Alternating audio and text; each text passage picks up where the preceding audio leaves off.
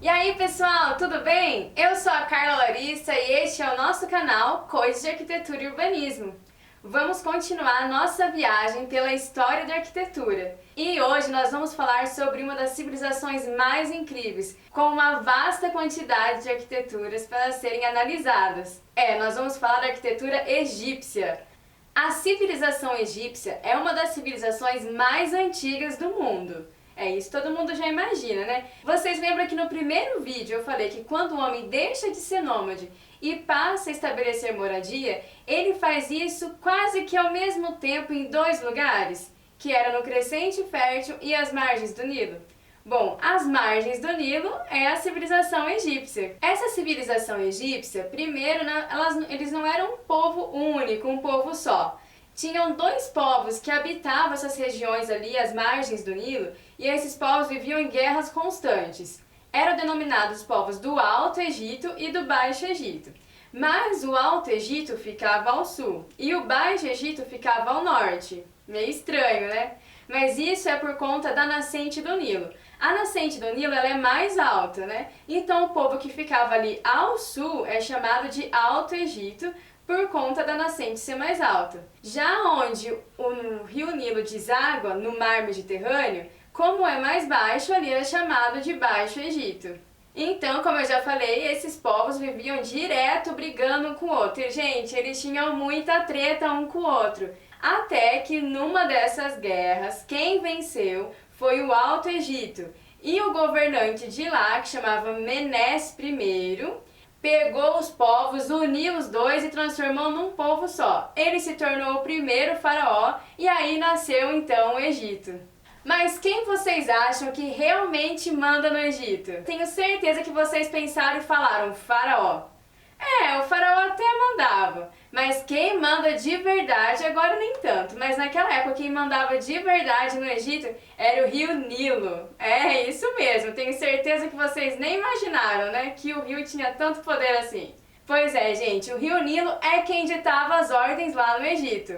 Ele proporcionava 3 estações ao ano: a cheia do Nilo, a época da semeadura e a época da colheita. Nas cheias, então, como o próprio nome já diz, o rio enche e as águas dele invadem as margens ali, tornando aquela terra, então, cheia de humus e fértil, própria para o plantio. Nos meses de novembro a fevereiro era a época da semeadura, então a água do Nilo já tinha baixado, aquela terra estava fértil e eles plantavam. Nos meses de março a junho era a época da colheita, eles colhiam então nessa época. Aquilo que eles tinham plantado já tinha nascido, crescido e eles colhiam.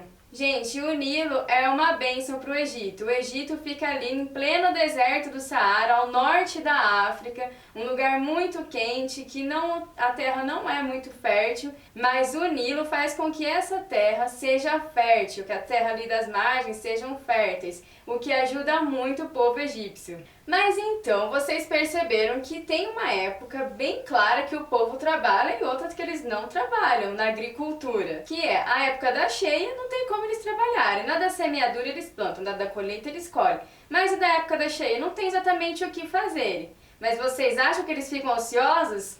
Não. Faraó não deixa ninguém ficar ocioso lá. Coloca todo mundo para trabalhar.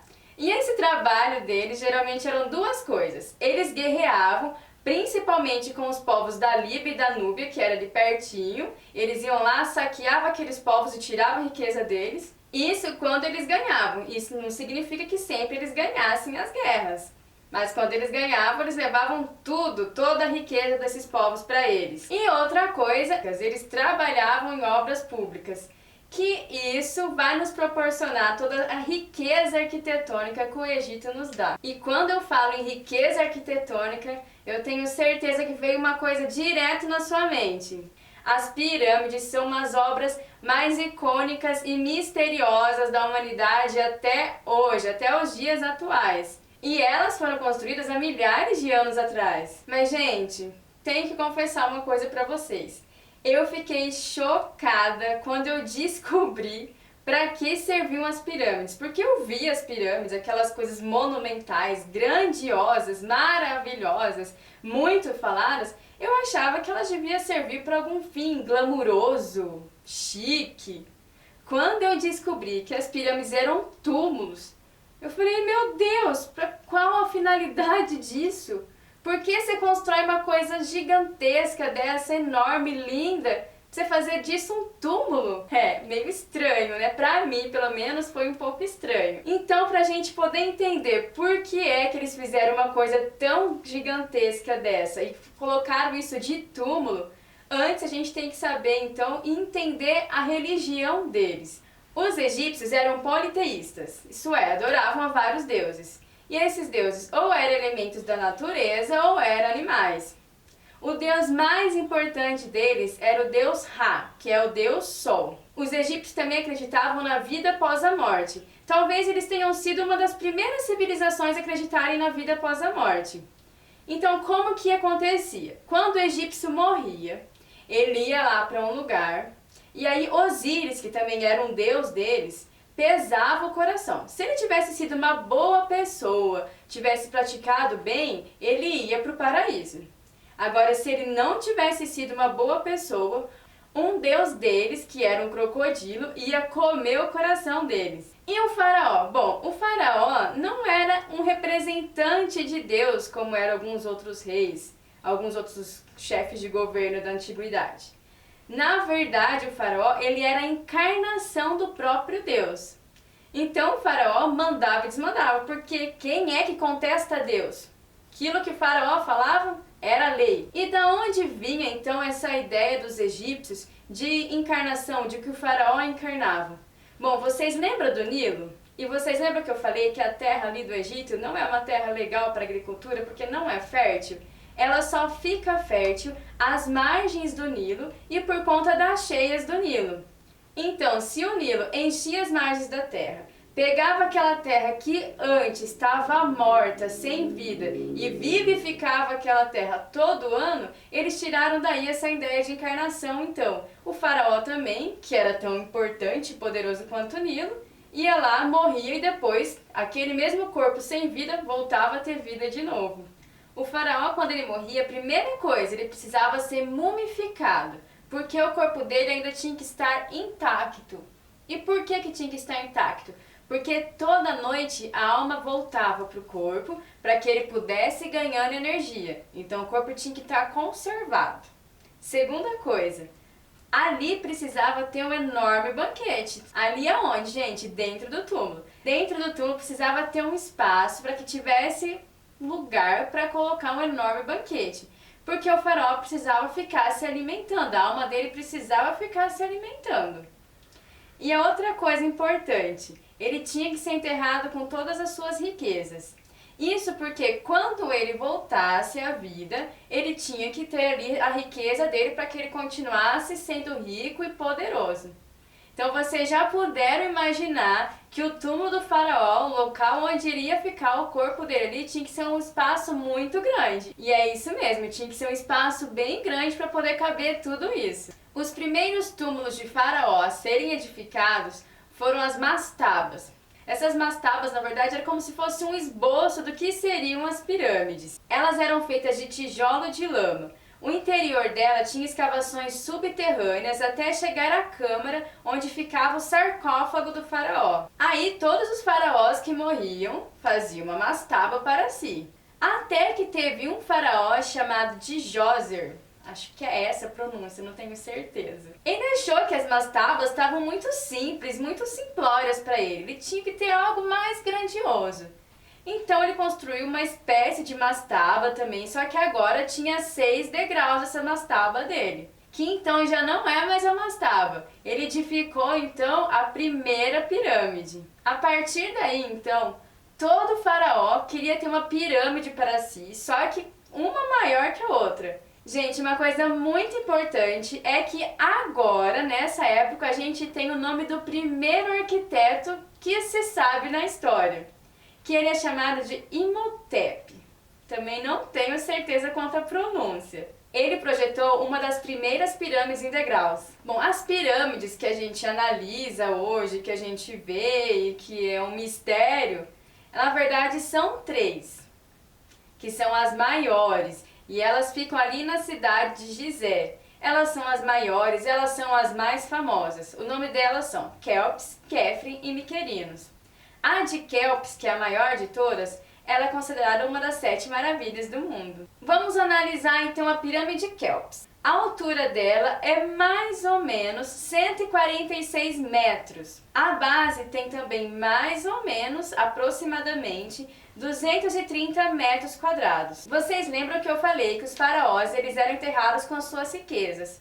Então teve uma época de saqueamento no Egito e as pirâmides foram saqueadas, muitas coisas foram roubadas de lá, infelizmente. A partir disso, então, tentando despistar os saqueadores, os faraós passaram a ser enterrados em outro lugar, que é chamado de hoje de Vale dos Reis. Já em relação à construção das pirâmides, até hoje é um mistério. Mas vamos ver a de Quéops. A pirâmide Quéops, como eu já disse, é a maior de todas. Ela tem aproximadamente 2 milhões de blocos de pedra. Cada bloco pesa em torno de 2,5 toneladas.